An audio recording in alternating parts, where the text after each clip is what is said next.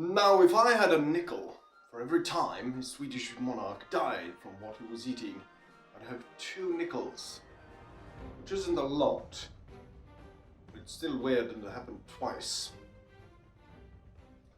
Now, in defense of Eric XIV, he didn't put arsenic in his own soup.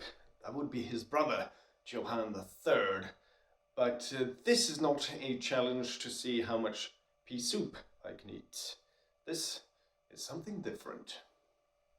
Now, if we're not talking about Eric and his pea soup, then what are we talking about? Well, we're of course talking about the other famous incident of a king dying after a meal. In this case, as the story goes, and as kings did back then, he had a rather large meal and he stuffed himself full, ending off the meal with his favorite pastry. A semleban. Quite a few of them.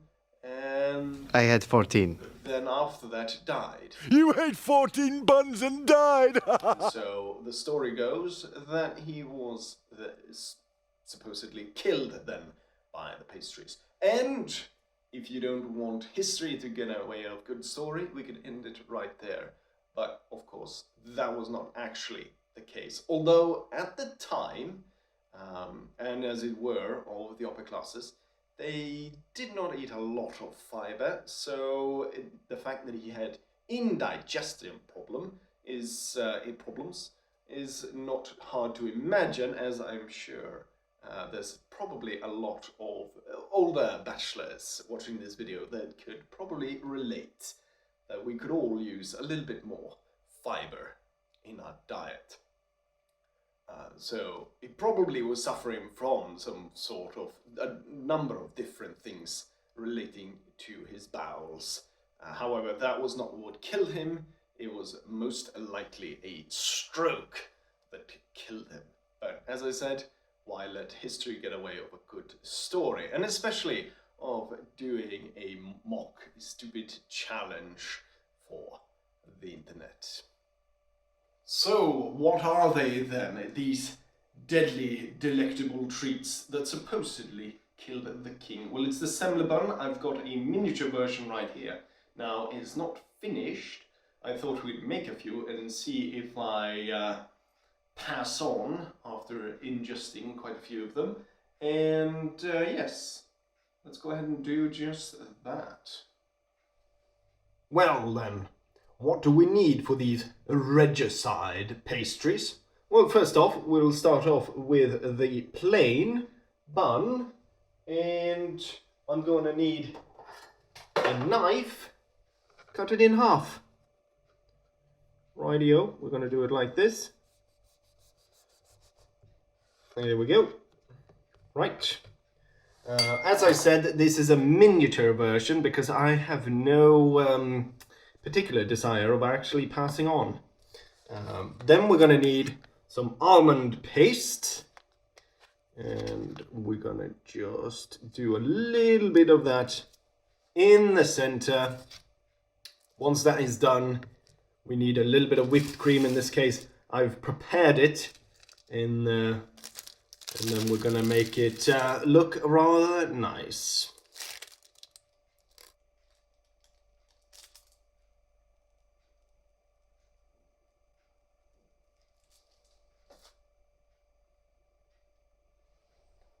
Well, would you look at that? A pastry fitting of a king. So, as you can see, I've already eaten the first one. It wasn't until I actually put it in my mouth that I realized this entire joke has led me into basically creating a mukbang video, which certainly didn't actually cross my mind when I've had this joke in the back of my head for quite a while. What if, actually, even last year, I had this idea of doing for Fat Tuesday, to do the Adolf Fredrik challenge. How many semlebuns can you possibly eat before dying? Sort of a joke on what if they had this sort of content culture back in the 1700s. Would they have done? Would some content creator have made the semlabun challenge. But I figure I should at least eat one of them on camera. So technically the second one I eat today.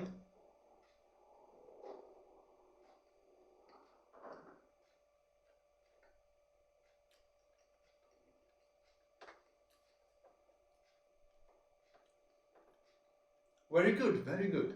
I do like semlabuns. However, in moderation though, it's important to say. What is there to say about this? I mean, I don't think I'm going to eat all of this because that's a bit too much. Although they are tasty. It should be said, as I said earlier, these are miniature buns. They're supposed to be about 4 times as large, roughly.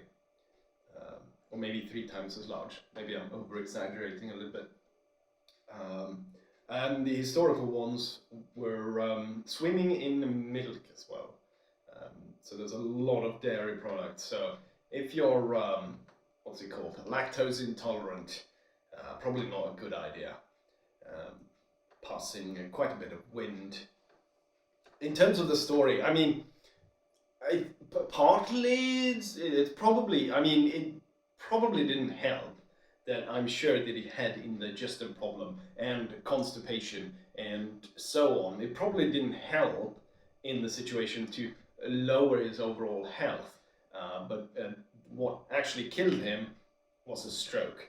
From what they've been able to deduce, it was a stroke. So it really comes down to a myth that he was killed by these pastries, which emanate from a bard, contemporary bard with the king, which they found diary entries actually written down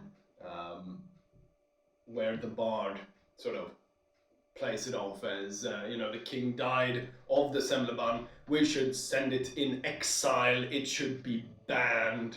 So I wonder if sort of a meme or a joke sort of played on the king.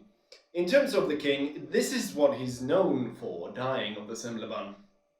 After the disaster of the Great Northern War, Sweden decided to limit the power of the king quite a lot. And so he didn't really have that much to influence history, besides how he died. So that's how we remember him, from eating semlabuns until he died, which is a funny story if you don't let history get in the way. And I think with that, I should end it. Or perhaps I should eat just one more. Couldn't hurt, could it? It's not like this wouldn't kill me, would it? A third one. He certainly ate more than 3.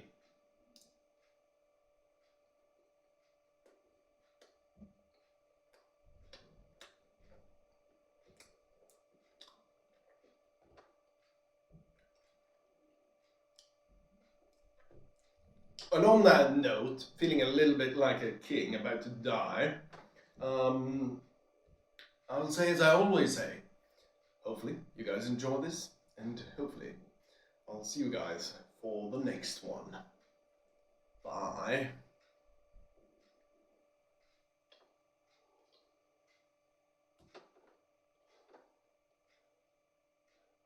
You still here?